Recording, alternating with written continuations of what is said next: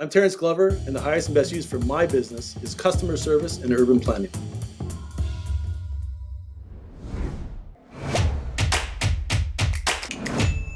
Thanks for tuning into the Highest and Best Use Real Estate Podcast, the show where we talk about techniques to optimize your land, structure, skill sets, and time, as well as the highest and best use principles to make your business more profitable, productive, and efficient. I'm your host, Ryan Collar. Where the good deals are found, great deals are created. And today, oh my goodness, Terrance Glover's on the show. I'm so excited about this. Terrance, hello, welcome. Thanks for coming back. Thank you. Just a couple quick points about Terrance. Owner of Urban Planning Consultants. He's an ex-senior municipal planner here in Ontario, and he's got a terrific blog and a great website, urbanmind.ca. Man, thanks for coming on. I love having you here. No, thanks for having me. I had a great time last time. So, funny story for the listeners. So, if you haven't seen the first episode where Terrance came on, definitely check that out. And what happened was there was some construction taking place outside, and literally mid-episode, we're chit-chatting, and he freezes, I freeze. What the heck is going on? So we're calling each other, and I look outside, and there's a guy in the roadway holding both ends of the telephone, like the fiber optic cable, wondering what the heck just happened. You cut it with a bobcat. So we got cut off, and we're picking up where we left off. So thanks for coming back. Okay, so what I want to cover today, before we do a quick intro on who we are and a little bit about Urban in Mind, the difference between government land planning versus private sector. So working for the municipality, I would love to hear a little bit about what it's like being on both sides of the desk. So, from the government side, what's it like? From the private side, how is it different? Right? You're smirking, I love it. Number two, the technical discussion on some land planning points that we didn't get into last time, rezoning applications, and all the rest of it. We'll talk about that. And then just to touch on Bill 23 that got passed recently. I know it's still fresh, but if you know anything, it would be great to share those points now. So thanks for being on. Tell us a little bit about yourself.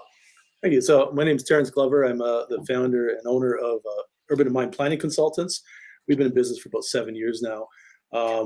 We're a boutique firm, so we have about 5 employees total. And we're out of Burlington. However, we work all over Ontario. We've done jobs from Ottawa to Windsor, up north in mining country, and obviously GTA is our bread and butter. Obviously, we do everything from property investigation before you buy. So basically, in your conditions of purchase and sale, there would be a clause like a home inspection. We'd have a planning review, and that's where we would vet the property and see if you can actually do what you want to do, what your plans are, or what issues or hindrances will be in place for you to go forward with that. So you have a full view of what you're buying. And then also we can do concept site plans, draw it all out on paper. So we do pre-consultation municipality. We do zoning bylaw amendments, subdivisions, official plan amendments, site plan approval, minor variances, severances, part lot control. I mean, everything under the board we do from a planning point of view. Conservation, Niagara escarpment permits as well. We do not do surveying. We do not do building permits, and we don't provide legal advice. So we're not lawyers, obviously, but we can get you through point A to point Z from a planning point of view, and reduce the amount of risk that you're going to face, as well as educate you before you get in over your head as to what you're actually buying and what you want to do. Wow, you said something really interesting there, mining. You guys tackle a little bit in the mining space, really? We did a project up north, like way up north, northern Ontario, and the site, it was proposed to be a development, but it had historic mine shafts throughout the site, which weren't identified, and that really had an influence on where you would put your structures, whatever, because there could be a mine shaft below it. So, we don't really get into mining too much, but or even aggregates or dump sites. I mean, we have done things in the past, but that's not our forte per se.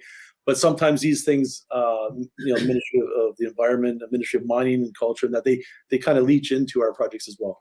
Wow, that's really neat. Can you imagine building a house over top of a mine shaft and the thing just like falls in? Oh, geez, we forgot. Typically, it doesn't happen because most the historic mine shafts are documented somewhere, and if you have a documented mine site on your property, you probably have to do reviews and investigations before you usually get your permits.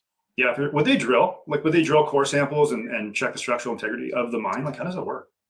Most mines are historically documented, so there's some form of documentation as to where they went, what they did, what they're mining for, stuff. But if there's in question, you will do drill holes to find out if there's voids in that below the surface there. Interesting. I was actually reading an article one time, and it was all about, and I put it in the book. The article was all about owning a piece of property adjacent to another piece of property and not owning the surface rights of the adjacent property, but like directional drilling underneath. So somebody could be like theoretically living or similar farming on the surface, and you could be mining underneath the lot line without disturbing, their right to use the top side of the dirt. You ever heard any stories like this? No. Yeah, isn't that wild? Like you've got like a land lease for minerals and aggregate, but you can't actually go on the surface because there's no surface rights. You just got mineral rights underneath. It's wild. I would if that ever came up where a property that we investigated had that problem, I would immediately call my lawyer. Yeah, see what my rights are. Yeah, no doubt. Okay, let's kick it off with working on the municipal side versus the private side. Working for a municipality, how is it different than working on the private side, and what are you seeing on both sides of the desk? I worked on the private or the municipal side for about 25 years or so. I went from planning technician to planner to senior planner and manager to director of planning and building throughout my career. And the higher I got, the more politics played into decisions that were being forced upon us. It became a very political, and it wasn't to the point where you could compromise, you can solve solutions in a productive way for everybody. It was, this is the way the municipality wants to do it. This is the way the politicians want it done. Doesn't matter if it screws over the little guy. And these are the hoops we're going to make someone jump through just because we can for liability purposes. And for me, being planner, senior planner, director, etc., it rubbed me the wrong way from a moral and ethical point of view that I was forcing people to go through a process, to do studies, to delay their projects because some politician in some constituent neighborhood didn't like it, or it was for liability purposes. We can make them do all these studies to prove the answers that we already knew, but we had someone's piece of paper to say that if a lawsuit came, we can then point to that person. The timing of reviewing that, the cost of doing it, it was difficult for me. And sometimes it's justified. Sometimes you have to do these things, but sometimes you don't as well. Anyway, so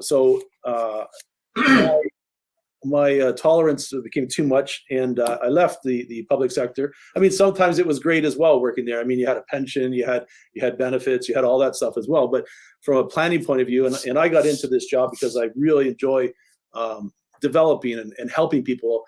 So I do a boutique firm on the private sector where I can look someone in the eyes, shake their hands, and say, you know what, I did a good job for you, or I helped you, as opposed to on the other side of the table saying, I know I'm going to screw you, but that's the way it is. That's the status quo. So in the private sector, I really focus on the customer service, helping the client out, educating the client. So I don't just do the work for the person. I try to involve them as much as possible, as much as they want as well. To learn the process. And some things they could do themselves in the future, but not necessarily to do it themselves, but to make sure that no one can take advantage of them because they at least have enough knowledge where they're not going to get screwed over by either the consultant or the city. Yeah. So working on the private side, I mean, obviously it's more fruitful from an economic point of view, but it's much more satisfying because I'm able to help people. And we concentrate on mom and pops. And medium-sized developers like yourself. We tend to, I mean, we have taken on large clients as well, like the large home developers, the subdivisions and that, the big boys that you hear in the news and that, but that's not our preference. Sometimes, obviously, our developers, as they grow, they become large developers, and we'll stick with them because we have a good rapport and we're able to help them still. But once it becomes solely about the money, that's when we have more difficulties. We want to create an environment for people to live in, to enjoy and be proud of. Mm-hmm. Anything that we do, if you live there, we want you to be proud to be living there, not to be saying, oh, I wish this was nicer. I wish there was more trees. We were looking at holistically a development. But at the same time, we're looking at a cost point of view that we still need to make money for our clients. So all this is in mind. And from a planning point of view, we look 360 at every development. You mentioned a little bit about speed. I think speed at the beginning of your what you're saying there. You mentioned speed. So, what is it about speed working from the private side and the municipal side that becomes most important? Municipalities are conventionally slow, and developers want it tomorrow. How do you balance that? How do you anticipate what the city is going to say? So just to set the record straight, the city staff are usually excellent. I mean, they're not slow per se. They're not stalling things. It's the bureaucracy and the process that stalls it. Yes. So the biggest one from the private side is the lag time it takes from getting a comment from the city to making a revision to a drawing or to a report or whatever. And that could be the architect, the engineer, the surveyor. It could be the landscape architect, whoever. So once we get a statement from the city, we need to react to that fast. And sometimes it'll take 2 or 3 months to get a reaction out of the private consultant because maybe they're super busy. But I mean, we have to speed that up. So that's our side of the lag time that we can control. Now, the other side is when a study or report gets submitted to the city, it goes to the planner. Actually, it goes to the mailroom, it goes to the planner. Then the planner takes it, sends it to the engineering department, sends it to the legal department, sends it to the building department, sends it to the director of planning, sends it to, I mean, every place, right? And then those places have 30 days or so to review it. And they're sometimes not on time because they have a lack of staff or maybe there's vacations, Christmas times, whatever's coming up, right? Sure. And their review time is probably more than 30 days. So every time you submit a document to the city, you're looking at 30 days or so to get a response from that. And then if they're not happy and you need a revision, and sometimes staff, especially young staff, are very black and white in terms of how they see things. This is the rule. This is how you apply it. And it's not that they're being bad that way. It's that they don't have the experience or knowledge to figure out what is the point, the purpose of doing this study, and what is the solution, and is there a way to fast track that solution? Like on a noise study, that doesn't need to be sent to landscape. It doesn't need to be sent to surveyors. Not that they send it there, but that's just an example. It needs to go to where it needs to go and then come back as quick as possible. And right. All this lag time can be minimized.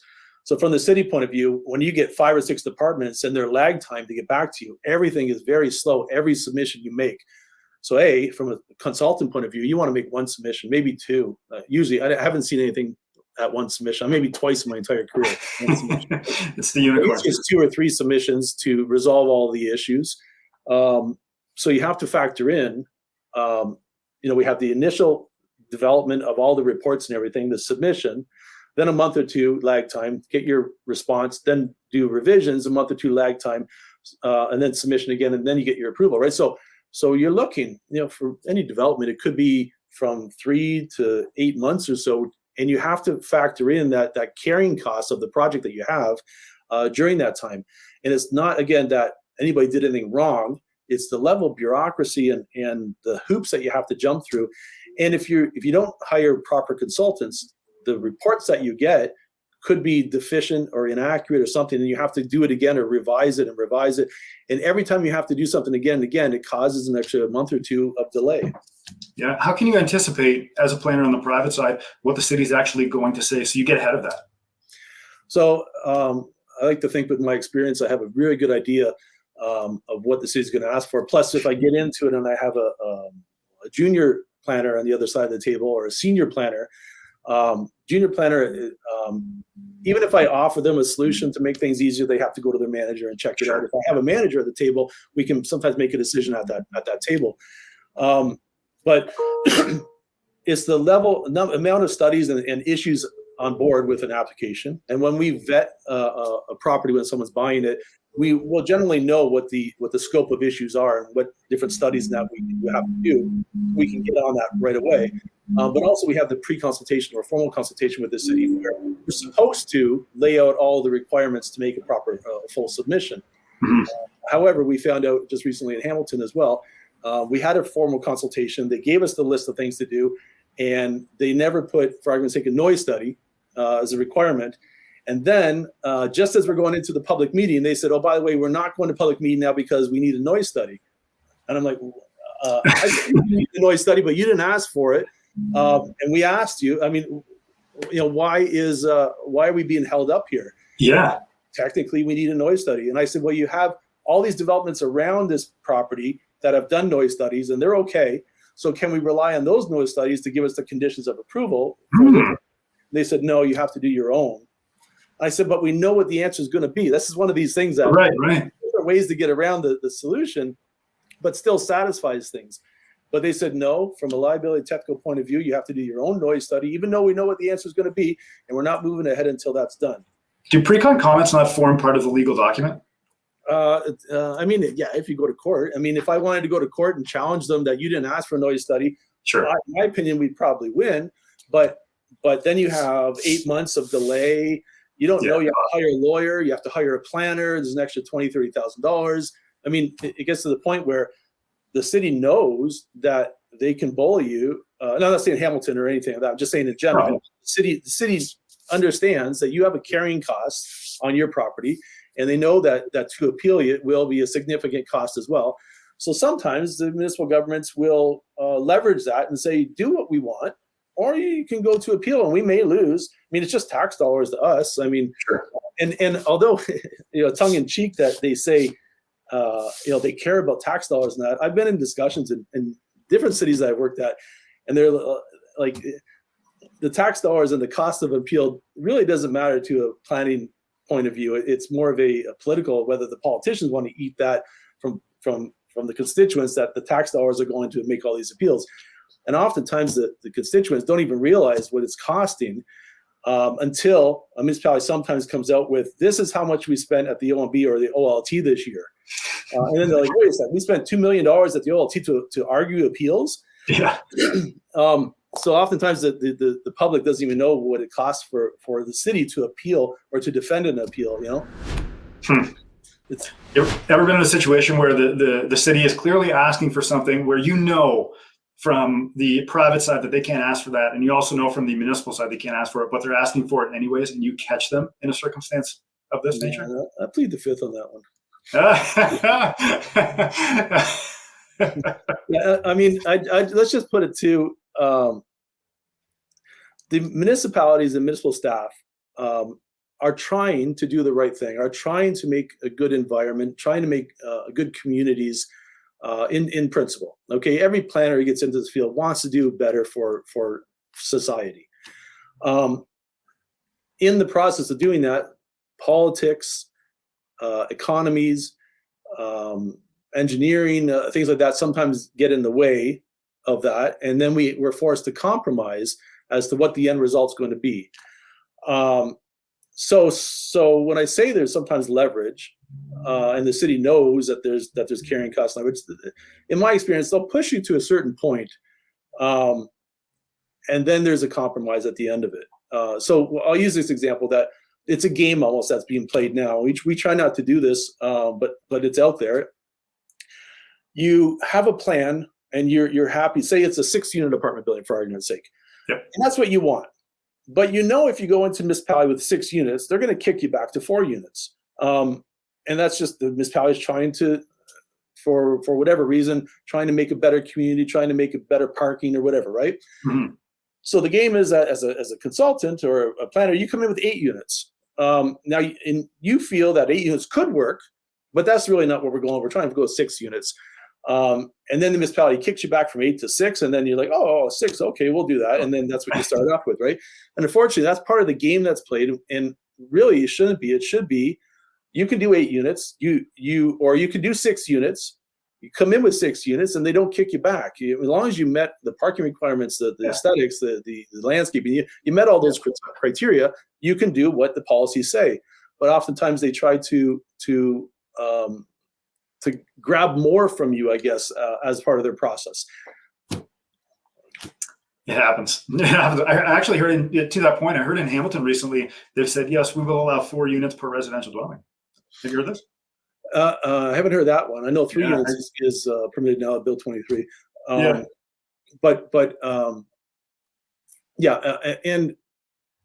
whether you choose Urban Mind to assist you in projects or another consultant, have a discussion with that consultant, see how difficult a municipality is to deal with.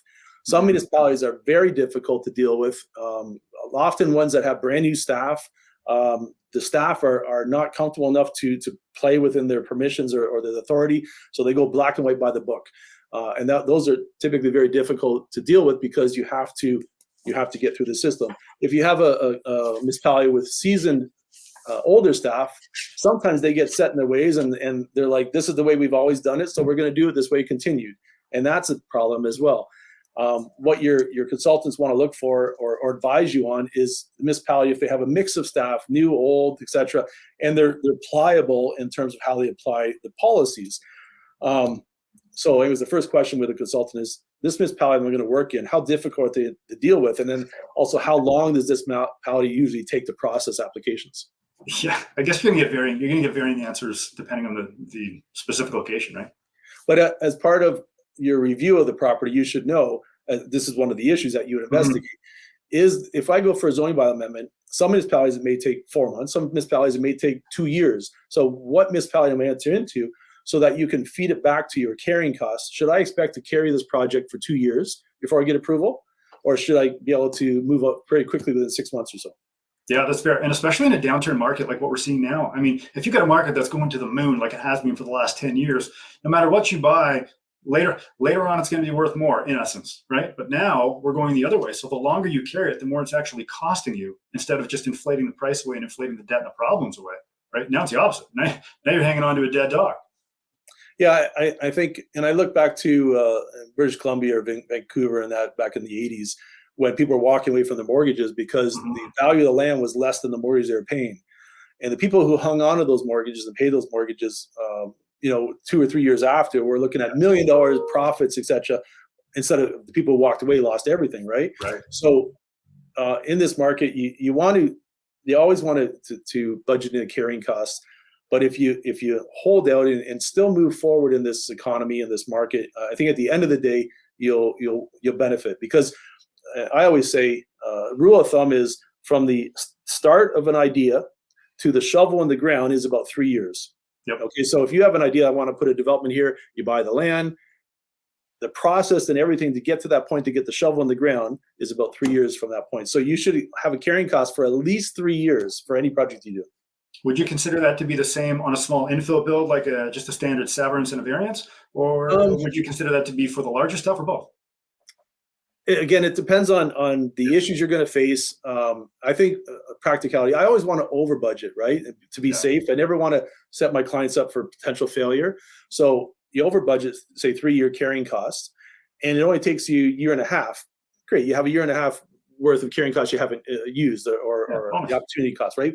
But if you end up taking 3 years and you've only budgeted for 2 years, you could set yourself up for economic jeopardy. And we never want to see that. So whether you make 25% or 22% return on your investment, I think the 22% is great. If you're only working on a 5% margin, it's probably not the best project to do anyways. Yeah. You want at least 20% return typically.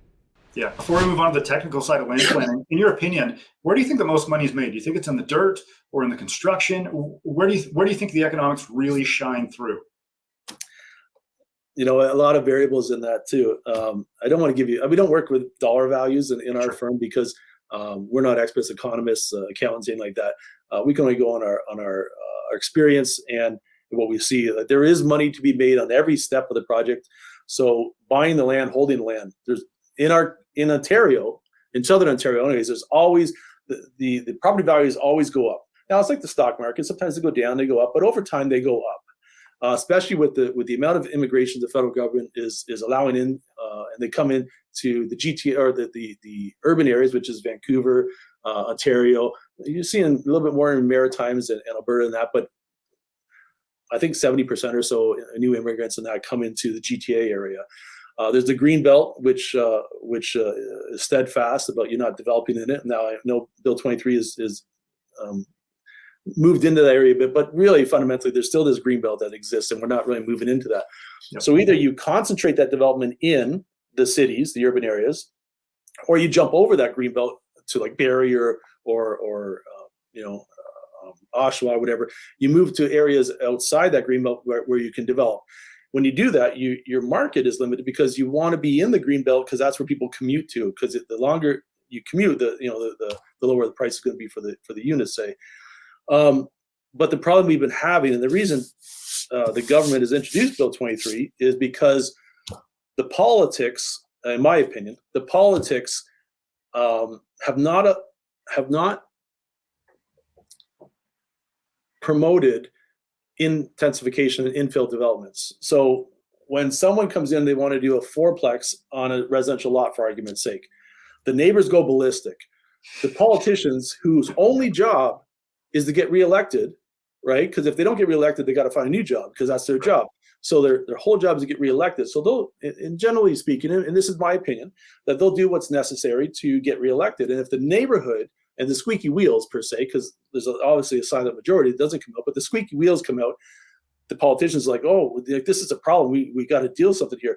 And then through the grapevine, through the dynamics of a city, through the pressures of a city too, sometimes things are stifled. Sometimes decisions are made based on politics versus on proper planning that essentially restrict or disencourage infill development. And since that's been happening everywhere, every municipality has been experiencing that generally, there's been not enough infill development to accommodate the population that we have. Hence, one of the reasons the prices of housings are going way up, supply and demand.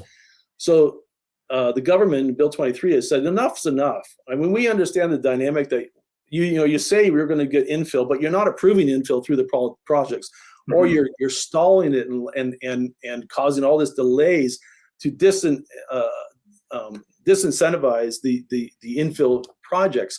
So because we don't have enough housing that way, we're going to force you, we're going to expand your urban areas, we're going to expand the densities that you have. We're going to eat into the greenbelt in some areas to provide this housing because it's not being done at the city. And although the cities and environmentalists can say, how dare you go into this, how dare, it starts grassroots. If the cities are going to allow infill development, we wouldn't have to do this. If the neighborhoods and the people who live in those neighborhoods would allow intensification beside them, we wouldn't have to do this. But it's everybody's self-interest. I don't want an apartment next to my house. I'm going to argue against that. I mean, being a planner, I would understand, but personal selfish interest, I would say, no, I don't want that. And a politician who's trying to get reelected is going to listen to the majority of people who are causing these problems. And if they're forced to make a decision, I would hope they wouldn't, but I would expect that job security is one thing that they would be considering as well. Yeah, especially if you're a career politician. Like if this is your gig and you're in multiple cities or multiple locations, I mean that's what you're all about, right?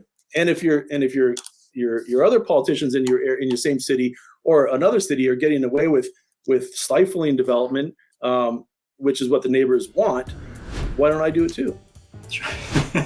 Let's jump into the technical side of land planning. So I've got maybe a dozen or so different words and some different verbiage that I'd love to touch on. I think the listeners really appreciate. And I know you cover some of this on your website. You've got a guide. Can you give out the website for your guide?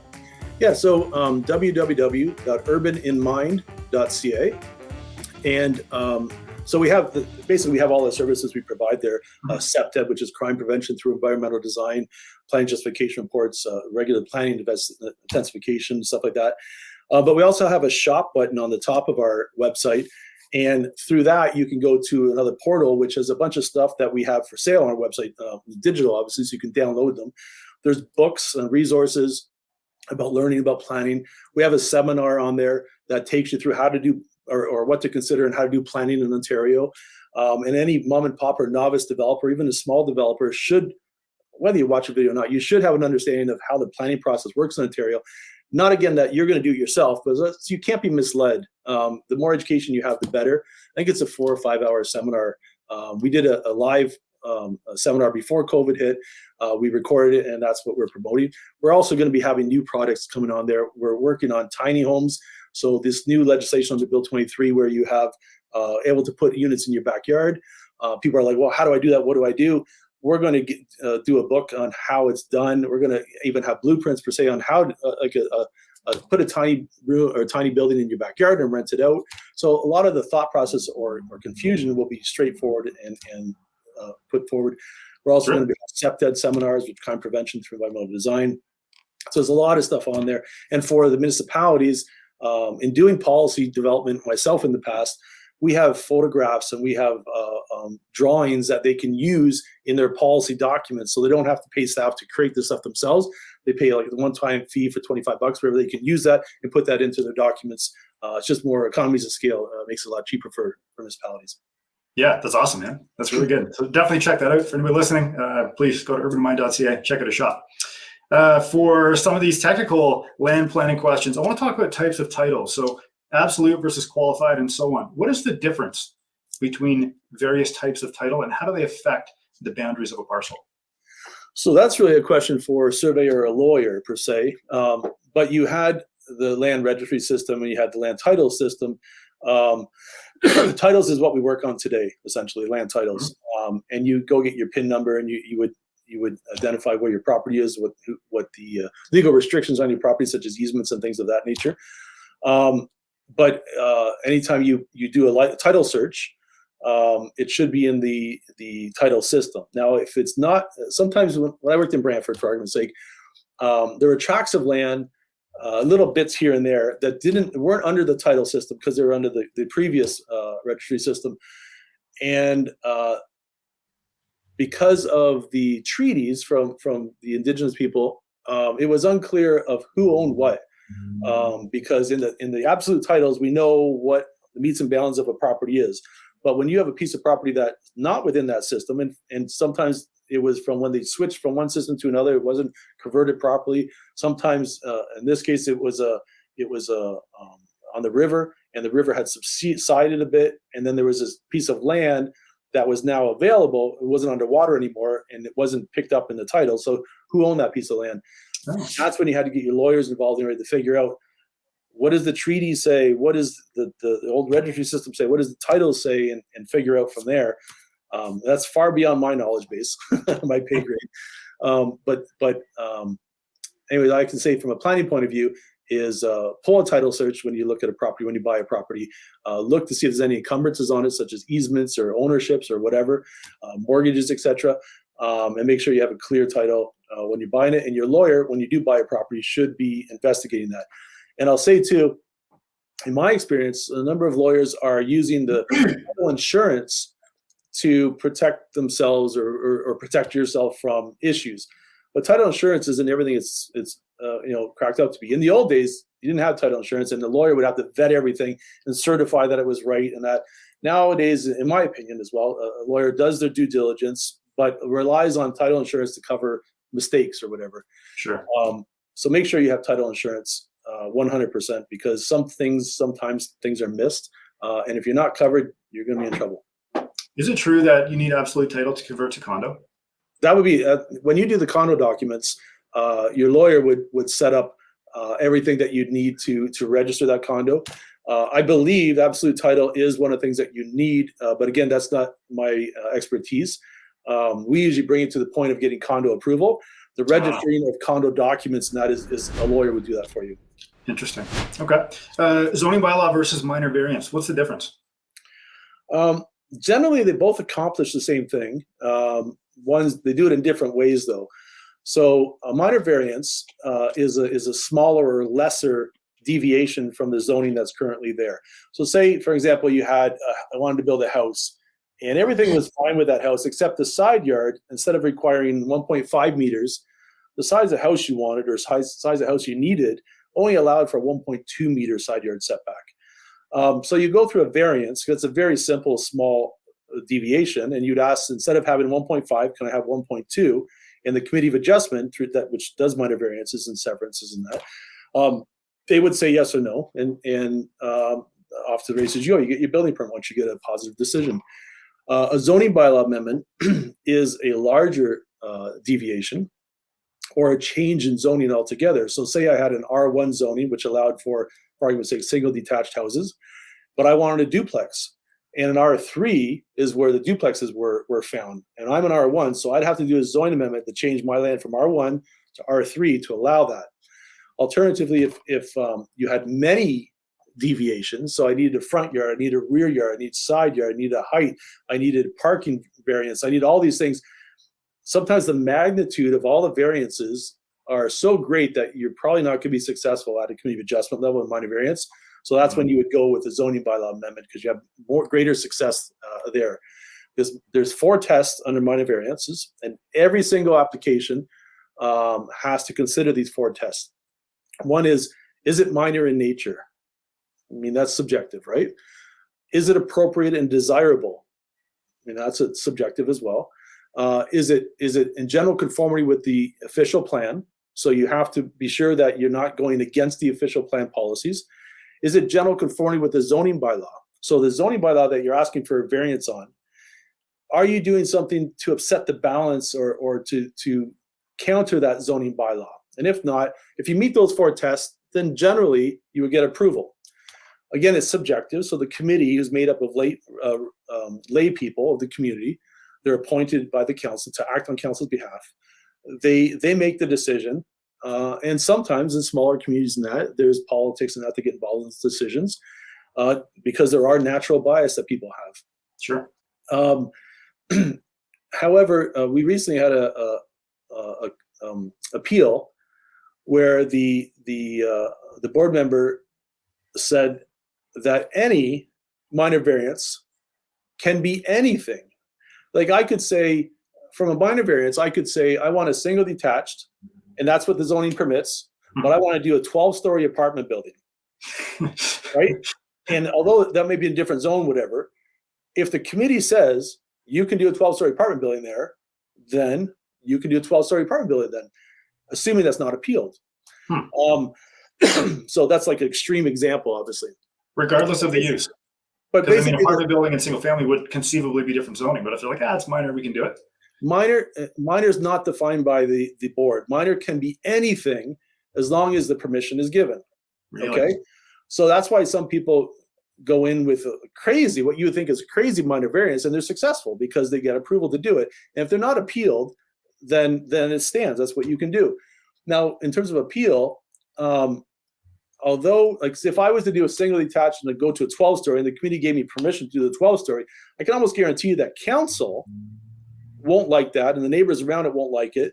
So council can then appeal the committee's decision. Even though the committee is acting on their behalf, the council has the right to appeal any decision that the committee makes. So I'd expect an appeal from the council itself. Right. And then just to touch on Bill 23, the Bill 23 removes the ability of the community, of the squeaky wheel, of the noisy neighbor, to appeal your decision.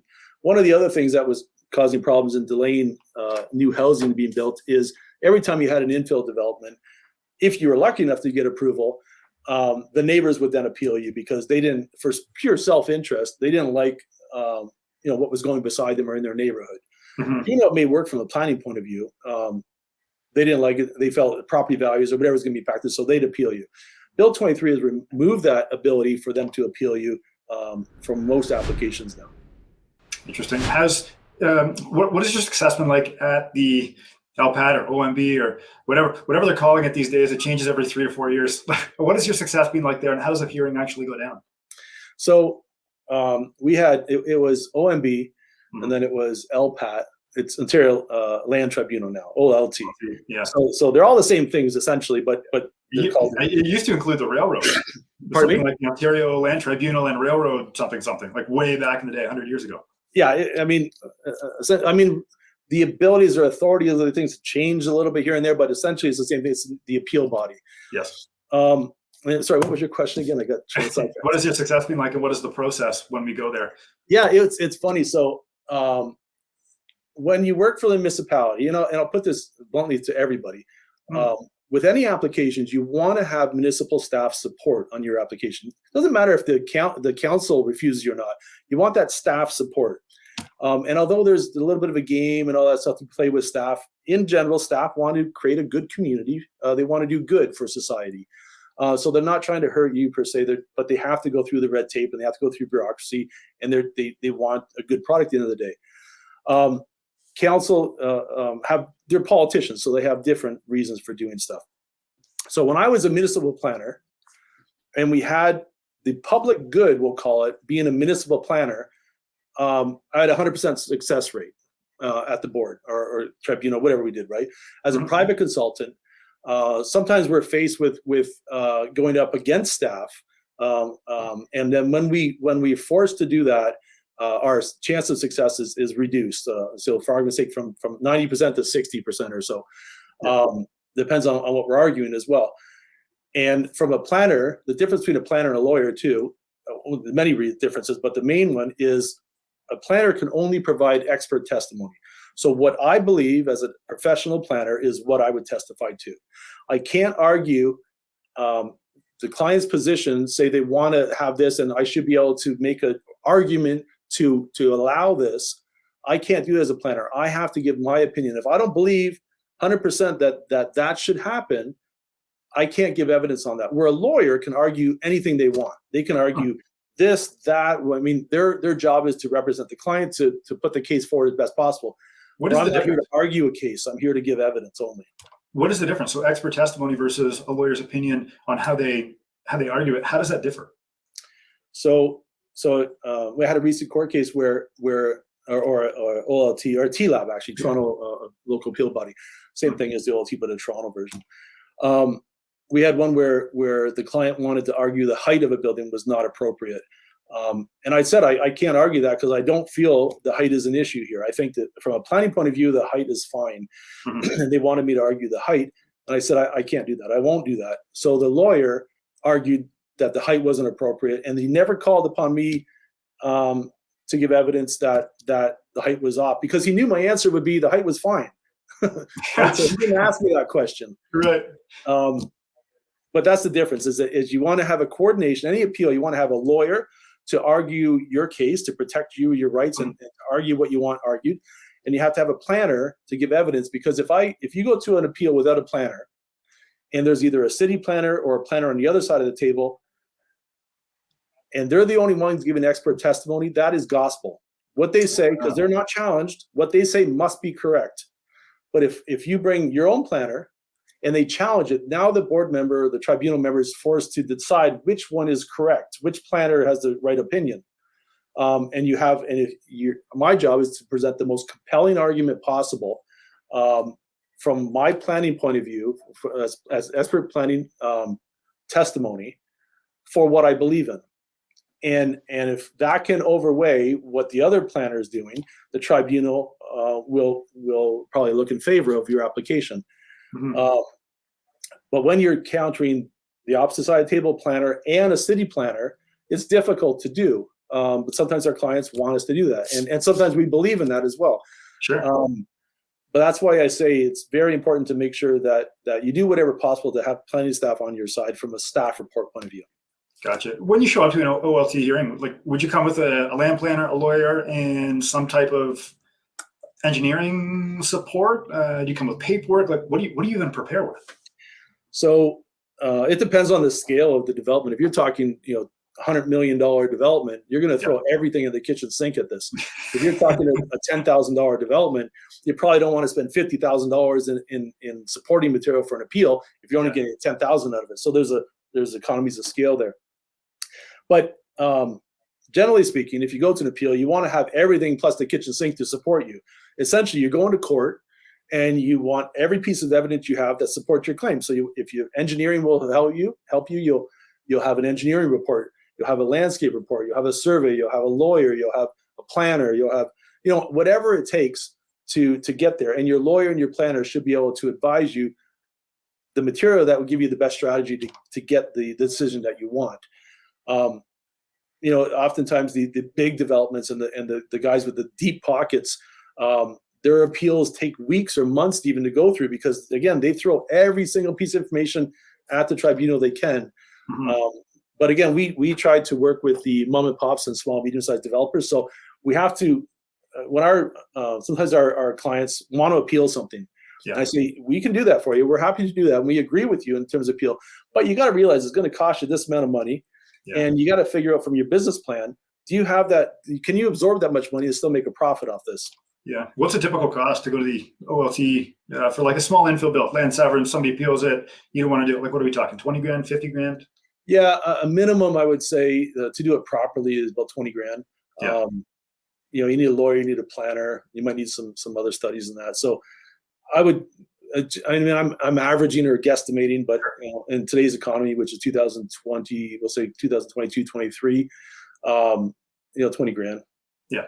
If you don't spend that, you might as well not even go, because, I'm not saying you're going to lose. Sure. I can't make that decision. It's up to the tribunal on that, but your odds are significantly less when you don't provide the proper evidence and information. Sure. Moving back to definitions, plan of subdivision. Define what a planned subdivision is. So it's land division. So land division covers subdivision, covers severance, covers part lot control. so like a minor variance or zoning, there's different levels to it. So I'll start with the severance. Severance is simple. You have a piece of land that's not within a plan of subdivision, and you want to sever it into one or more lots. Typically in a severance, you can go up to 4 or 5 lots, as long as new infrastructure like sewers and roads and that aren't required to service it. If you have your own along a road and you have a piece of land with lots of frontage and the permissions are there for you to be able to sever that, typically you can do it through severance. If you have 2 or 3 lots that need a new road or need new infrastructure, they can put you through a plan of subdivision. Plan of subdivision is something that's a larger scale that typically involves new infrastructure, such as, again, as roads, servicing sewers, etc., sidewalks, things of that nature. And it's usually over 5 lots, a plan of subdivision.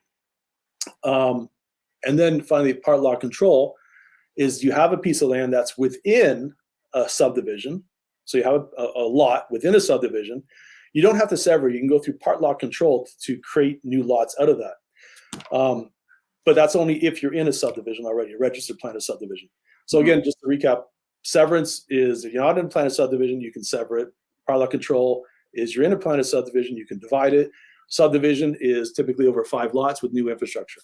Why do they actually come out with part lot control removal versus the actual formal consent application? Like why, you effectively achieve the same thing, but why have they gone with 2 separate processes to come to the same point? They've always had it. And technically you can sever a lot within a subdivision, but in my opinion, why would you want to? Typically the application cost for part lot control is quicker. Up to this point, up to before Bill 23, there was no appeal on part lot control from the public, where there was in severance. And it's just a council decision. You don't need a public meeting. You don't need all this other stuff. You just go straight to council and say, we want a part lot control. Staff support you. Typically, it's done. You're a good deal. Severance before Bill 23 was you had to make the application. You had to go through a public meeting. You had neighbors complaining because typically neighbors don't want new development or infill beside them. Yep. The committee had to decide whether it's approved or not, so staff would support you or not. And then there's an appeal by the public if they didn't like what you had to do. And then you had to worry about another $20,000 on appeal, right? So I always advise my clients to go through part lot control if they're within a subdivision, and severance if they're not. Now, in terms of the 2 process, they've always been there from the Planning Act point of view, I believe, like from the 80s. That even predates me. but anyways, you had the ability to go through both of them. It depends on what situation you're in, and sometimes one is better than the other. Now with Bill 23, I still think it's easier to go through part lot control, and the fees are typically cheaper than going through a severance. But under Bill 23, the ability for the neighbors to appeal you has been removed. The requirement of an art plan in all of this land planning, whether it's consent or whether it's part lot control, what is the requirement of an art plan, and what is an art plan for the listeners? So an art plan is the short form for registered plan, and that's a registered plan with a titles office. So that's basically the blueprint for what your land is, the beats and bounds, the area, and all that. That's what your property is. An art plan is done through a surveyor, and it's dead on 100% accurate. And the surveyor puts a stamp on it, or her stamp on it, to say this is what it is, and I'll be held liable if I'm wrong. That art plan gives the decision body, whether it's council or committee, whatever, the confidence to say, yes, you can divide that land. And when you divide that land, the zoning, the areas and the setbacks will all be okay. So an art plan is the base for dividing land, say. And it could be a big, huge lot that you're going to divide into many, many lots, or it can be one piece of property divided into 2 lots. Or even as simple as you put an easement through a lot, you need an art plan, because again, that's the base for everything you do. Now, typically, you can work off of a plan or whatever, can grab the proximate areas and that from information that's available to a planner. Yep. And that's typically good enough to go through pre-consultation and maybe even the public meeting. But when you get to the decision, or even public meetings, some municipalities, they want that R plan to make sure that you're 100% accurate. And instead of 15 meters, you're not 14.9 meters. So you have to make sure that you're bang on. Yes, yes. Man, for everybody listening at home, please understand how educated and smart Terrance is. I mean, like, to have the opportunity to have somebody like you on the show right now explaining the ins and outs of land development and like really driving home, this is boots on the ground, this is tactical advice. Like, that he does this every day. It's impressive, and I'm so thrilled you're here. 2 more questions before we wrap this up. Compound zoning. You had mentioned compound zoning in your previous statement, or you mentioned zoning. What happens when you take a piece of property and maybe you merge the lot with an adjoining lot, where the adjoining lot has maybe R1 zoning and the opposing lot has maybe R4 zoning? Do you end up with both on the same parcel, or what happens there? So most times, again, it depends on municipality and what their policies say, but most times, and practically speaking, you could have a dual zone property or a 3-zone property, whatever. It depends on, like, sometimes a large farmland will have agricultural, natural heritage, and agriculture on it. Like, who knows, right? Mm-hmm. In a small lot, it may have R2 and R3 or whatever on opposing lots. When you merge them together to make one larger lot, the zoning doesn't change on that. It's still a dual zone. And oftentimes, the development of that zone, even though it's one large lot with 2 zones on it, your development setbacks and areas that are calculated on that zoned area only. So you have 2 separate zoned area that you could theoretically develop on, but it's one lot. So sometimes they say only one development per lot, pick which side you want. Mm-hmm. Now, that's very confusing and archaic. So often what we do is we do a zoning amendment to merge them. And although you've merged them from a land form point of view, you're now merging them from a zoning point of view. And you want to, oftentimes the client wants to do something special that differs a little bit from the zoning. So they do a site-specific zoning.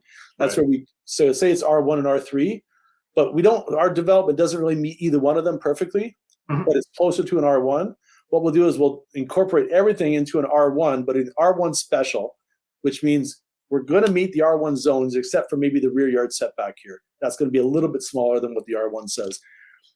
So you include everything into one zone where possible. Okay. And then by default, like, let's just say, you use the example of a farm. So you got a 100-acre farm, and one corner of that farm is zoned for residential. If you blended the two, would the agricultural zoning of the farm still maintain if you merged the lots together, or would R1 apply over the entire farm? Like, what do you get by default?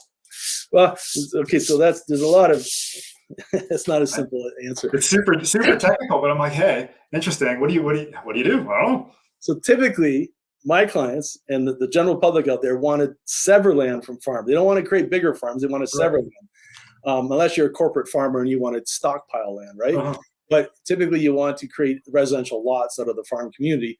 And it's very difficult to do that, especially if you're on prime agricultural, if you're in Niagara, Scarborough, or Oak Ridge Moraine. I mean, there's lots of variables that to hinder your ability to create new lots in the rural area. All the policies are pushing development to the urban area. So one thing I'll tell your listeners too is if you want to do development, look within the urban boundary, or if there's policies coming forward that are going to expand that urban boundary, look to those areas for development. Because if you're in the urban area, typically you can do development. I don't know what type of development, but that's where development is being pushed to. If you're outside that urban area, it's going to be very difficult to get your development approved.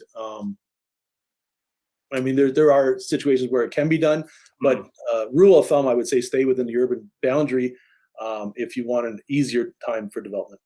Yeah, it always interested me when you see these rural hamlets and that they go from like these small little rural hamlets, and then they grow and they grow and they grow. All of a sudden, you've got 2-acre estate home lots that just kind of spring up out of nowhere. Like, is this stuff that gets created afresh, or is this stuff that's maybe pre-existed and they've expanded the urban area in that specific situation? Yeah, and most land in Southern Ontario, if you have a lot, you can have one dwelling per lot. So if these lots already exist, typically say a rich person can buy a 100-acre lot and put a house there somewhere. But it's primarily agricultural land, and that's not everywhere in agricultural areas. Obviously, there's but generally speaking, that's how new houses get built in the agricultural area. In terms of hamlets, sometimes hamlets are recognized as urban areas, sometimes they're not. So again, if you're looking to buy in a hamlet, if you're outside the hamlet, which in my experience, most of the properties for sale and that are outside the urban area of a hamlet, you're going to have a difficult time developing those areas. If you're in the urban area of the hamlet, then it'd be easier. Now, sometimes like at Caledon, we're working, and some of the hamlets aren't recognized as urban areas. One of them in particular, I think. No, actually, no, I'm wrong. Not Caledon. Anyways, point being is sometimes rural clusters are not considered hamlets. So they're not urban areas. They just happen to be historic lots or properties that have been developed, and they're not saying they're not there, but they're not recognizing as an urban area, because urban areas typically have full services. They typically have proper transportation corridors, and they have a proper density to support an urban area. Rural clusters in hamlets are very limited, and even the provincial legislation is suggesting that we don't want to expand urban or hamlet areas. Now we want to expand the urban areas. So grow the major urban area, and these little pieces of hamlets and that kind of leave them alone for now, because the economies of scale of services. So if I have a sewer pipe that's right here and it's only at 60% capacity, I can add another extension to that sewer pipe, and now I'm at 80% capacity, as opposed to running a pipe all the way up through the country, to the hamlet. It doesn't make sense from a taxpayer and a resource point of view.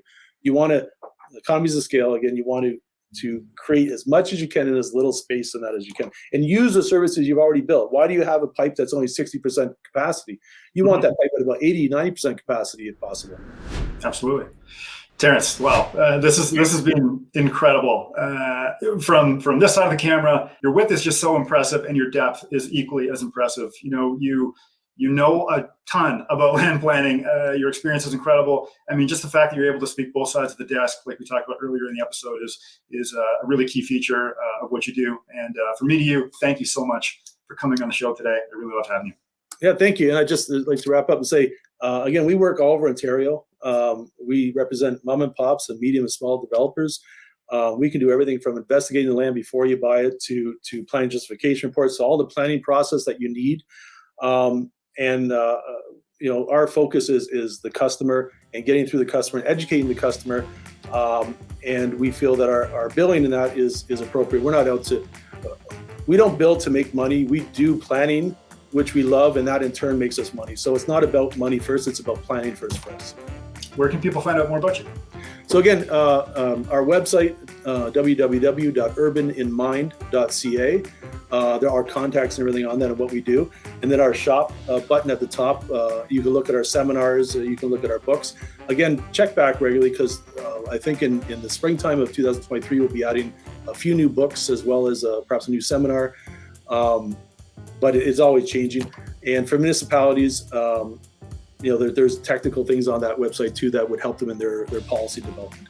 Again, urbaninmind.ca. My name is Terrance Glover, and we'd love to work with you.